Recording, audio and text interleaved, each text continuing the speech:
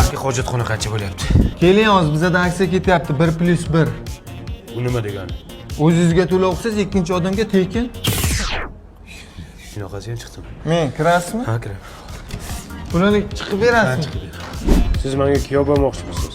Ha akajon, hozir как раз menda aksiya ketyapti. Agar siz qizingizni menga bersangiz, mebel bilan ko'rpa to'shak shundoq qo'shib beraman. O'zi shunaqa mebel bor-ku. Lekin ko'rpa to'shakni kelin qiladi-ku. O'sha ko'rpa to'shakni o'zim qilaman. Ha, bonusiga nima qo'shib berasiz? Bonusiga mayli qizingizni baxtli qilishni qo'shib beraman. Katta ish qilasiz ekan gapi yo'q. O'g'lim, yosh katta odam ketyapti. Salom bermaysanmi? Amaki qarang, bizda hozir aksiya ketyapti-da. Agar salom berishimga pul to'lasangiz, xaloq so'rash tekin bo'ladi.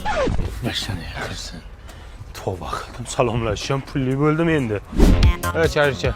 Assalomu alaykum. Sizlarda ham skidka aksiya bo'lyaptimi? Yo'q amaki, bizda skidka aksiya bo'lmaydi, lekin narxlarimiz juda ham hamyonbop. Mana misol uchun ko'rib turgan dvoykangiz 295 mingdan.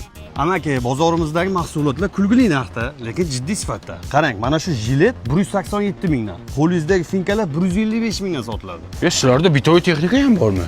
Amaki, bizning bozorimizda liboy narsangiz bor. Gap bo'lishi mumkin emas. Bu bozor katta bozor ekan-da. Akajon shoshmang. Fursatdan foydalanib qoling. Bizda qaynoq chegirmalar ketyapti. Qanaqa chegirma? 1+3 aksiyasi. Unda nima bo'ladi? Masalan, siz menga sadaqa qilsangiz, sizga qo'shib 3 ta oshnangizni ham duo qilaman. Tavba qildim. Sanda ham aksiya bormi? Hayotimiz aksiya bo'lib qopti-ku.